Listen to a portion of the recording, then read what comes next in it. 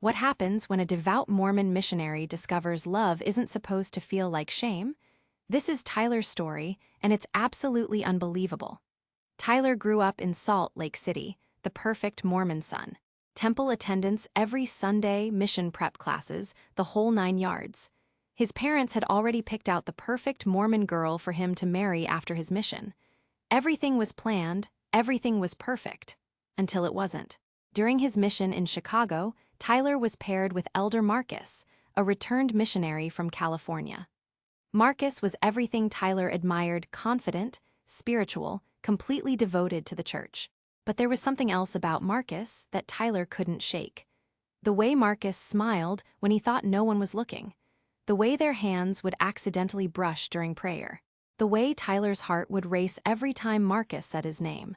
Tyler tried to pray these feelings away. He fasted, he studied scripture, he begged God to make him normal. But every night, lying in that tiny missionary apartment, Tyler knew the truth. He was falling in love with his companion. The breaking point came during a particularly difficult day of door-to-door visits.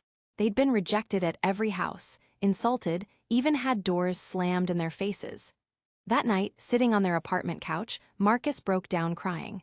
Without thinking, Tyler reached over and held him. And in that moment, Marcus looked up, their eyes met, and something shifted. The kiss was soft, tentative, terrifying. When they pulled apart, Tyler expected Marcus to be horrified, to call the mission president to report him. Instead, Marcus whispered, "I've been waiting for you to do that for months." What followed was the most beautiful and terrifying 3 months of Tyler's life.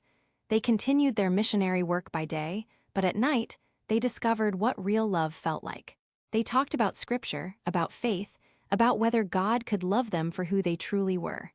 They found verses about love, about acceptance, about not judging others. They began to believe that maybe, just maybe, their love wasn't a sin but a gift. But secrets don't stay hidden forever. Another missionary saw them holding hands during a private moment and reported them immediately. Within 24 hours, Tyler was on a plane back to Salt Lake City, dishonorably discharged from his mission. His parents were devastated. His bishop was furious. His entire community turned their backs on him. Tyler felt like his world had ended. He posted his story on Reddit, expecting judgment, expecting more shame. Instead, he found something incredible. Hundreds of LGBTQ Mormons and ex-Mormons shared their own stories.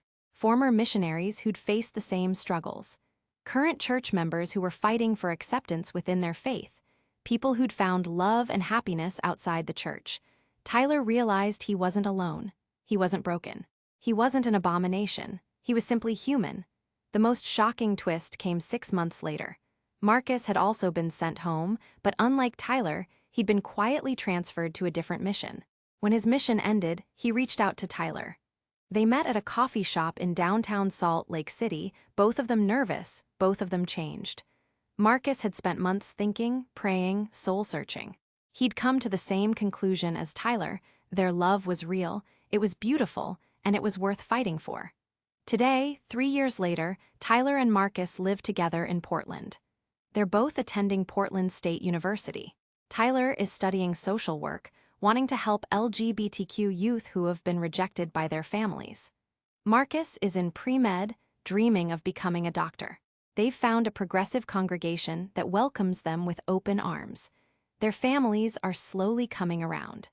Tyler's younger sister was the first to reach out, telling him she'd rather have a happy gay brother than a miserable straight one. Marcus's parents visited last month and actually enjoyed themselves. They're planning their wedding for next summer. Not a temple wedding, not the one they'd dreamed of as kids, but something even better, a celebration of authentic love. Tyler still struggles sometimes with his faith, with feelings of guilt instilled since childhood.